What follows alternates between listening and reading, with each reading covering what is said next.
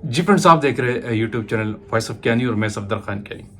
अच्छा friends, HPS analysis में आपके सिस्टम का बैक प्रेशर डाउन क्यों हो जाता है, बैक प्रेशर ज़ीरो क्यों हो जाता है ड्यूरिंग एनालिसिस या स्टार्टअप के बाद, इसके पीछे क्या कॉजेज़ हैं, बहुत सारे इसके पीछे रीज़न हैं। तो आज इस वीडियो में यही डिस्कस करता हूँ क्योंकि इससे रिलेटेड एक क्वेश्चन बड़ा इंपॉर्टेंट आ रहा था कि हम एचपीएस एनालिसिस करते हैं, एक दो इंजेक्शंस के बाद हमारे सिस्टम का बैक प्रेशर ज़ीरो हो जाता है। इसके पीछे क्या वजह है, क्या कॉजेज़ है। तो वीडियो एंड तक देखिए ताकि आपको कंसेप्ट मिले, ये रीज़न पता चले, ये ट्रबल शूटिंग आपको अंडरस्टैंड हो कि क्या रीजंस होते हैं आपके सिस्टम का जब बैक प्रेशर लो हो जाता है। इसमें सबसे पहला इंपॉर्टेंट पॉइंट है इम्प्रॉपर एचपीएससी कॉलम, यानी अगर आपका कॉलम अगर कंटामिनेटेड है तो आपके सिस्टम का बैक प्रेशर में फ्लक्चुएशन भी आएगी और वो डाउन भी हो सकता है। कॉलम आपका प्रॉपरली वॉश होना चाहिए। अगर कॉलम की कंडीशन ठीक नहीं है तो सिस्टम का बैक प्रेशर प्रॉब्लम करेगा, याद रखिएगा। अच्छा, दूसरी इंपॉर्टेंट पॉइंट है, अगर आप कॉलम का हाई टेम्परेचर यूज़ करते हैं, अगर आप एचपीएससी कॉलम को, आपकी मेथडोलॉजी ऐसी है कि अगर हाई टेम्परेचर पे काम कर रहे हैं तो भी इसमें चांसेस होते हैं कि आपके सिस्टम का बैक प्रेशर डाउन हो जाए, गिर सकता है। ठीक है, तो इसमें हमेशा ख्याल करना है आपने कि सिस्टम को एम्बियंट में लेके आए या ऐसे नॉर्मल टेम्परेचर पे काम करे जो हाई साइड पे, हायर साइड पे आपका ना आ जाए, क्योंकि कुछ कॉलम ऐसे होते हैं तो हाई प्रेशर को बियर नहीं करते तो वो प्रॉब्लम काज करते हैं। तीसरी इंपॉर्टेंट चीज़ है इंटरनल लीकेज।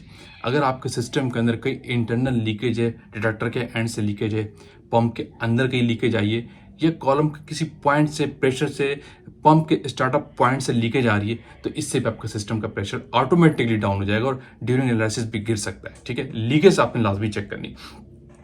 नंबर 4 पे एक और चीज़ है, जो सिस्टम का जो कंट्रोलर है, एचपीएससी जो कंट्रोलर हैं, वो अगर माल फंक्शनिंग कर रहा है, अगर वो प्रॉपरली वर्क नहीं कर रहा, कम्युनिकेशंस एरर आ रहे हैं, बैक प्रेशर डिटेक्टर उनके दरमियान जो माल फंक्शनिंग आ रही है, तो इससे भी आपका सिस्टम का बैक प्रेशर इफेक्ट कर सकता है, डाउन हो सकता है। इसको भी आपने काउंटर करवाना, चेक करवाना है। इसमें किसी एंड से आपको सर्विस इंजीनियरिंग की भी जरूरत पड़ती है। दूसरा, पांचवा इंपॉर्टेंट पॉइंट जो बहुत बड़ा रीजन है, वो air trap into the pump. अगर पंप में एयर ट्रैप हो गई है तो डेफिनेटली आपका सिस्टम डाउन हो जाएगा। ठीक है, आपके एनालिसिस वैसे ही इफेक्ट कर जाती है। जब सिस्टम में एयर आ जाएगी तो आप सिस्टम को आगे लेके नहीं जा सकते। एयर कॉजेस नॉर्मली क्या होते हैं, आपके सॉल्वेंट्स, आपके मोबाइल फेज है, आपका जो सॉल्वेंट्स जो एक्सपेंसिव यूज़ कर रहे हैं, उनके थ्रू एयर आपके सिस्टम में जाती है। इम्प्रॉपर फिल्टर भी अगर आप यूज़ कर रहे हैं, प्रॉब्लम कर रहा है, तो आपका प्रॉप फिल्टर होता है, वहाँ से भी एयर ट्रैप हो सकती है अगर वो सही से डिप नहीं है और अगर वो प्रॉब्लम करता है। ठीक है, नॉर्मली जो आपके सॉल्वेंट्स होते हैं मोबाइल फेस, वहाँ से एयर ट्रैप होती है। अगर पंप के अंदर एयर ट्रैप है तो आपके सिस्टम का बैक प्रेशर लो भी होगा और वेरिएशन भी आएगा। एक और चीज़ है फॉल्टी वॉल्व्स। सिस्टम के अंदर जो वॉल्व्स होते हैं, अगर वो प्रॉब्लम कॉज कर रहे हैं तो उससे भी आपका सिस्टम का बैक प्रेशर लो हो सकता है, डाउन हो सकता है। वॉल्व्स आपने चेक करानी है, सर्विस इंजीनियर की इन्वॉल्वमेंट नहीं आप आपकी। एक और चीज़ बड़ी इंपॉर्टेंट चीज़ है seals failure in pumps. Pump के अंदर डिफरेंट सील्स होती हैं, जैसे इनलाइन फिल्टर्स होता है और पंप के अंदर अपनी सील्स हैं। अगर आपने वो रिप्लेस भी कर दी है लेकिन उसके बावजूद वो ठीक तरीके से काम नहीं कर रही, लीक कर रही है, वो फेलियर हो रही है, अपनी परफॉर्मेंस ठीक तरीके से नहीं दे रही, सील्स का बहुत बड़ा रोल है। इसको आपने सर्विस इंजीनियर से ये भी चेक करवानी है। अगर आपके पंप की सील्स फेलियर हैं, वो प्रॉब्लम कॉज कर रही है आफ्टर रिप्लेसमेंट, तो इसका मतलब है तो भी बैक प्रेशर डेफिनेटली डाउन हो जाएगा, बैक प्रेशर आपका ठीक नहीं आएगा। ये आपने चेक और काउंटर करवाना है।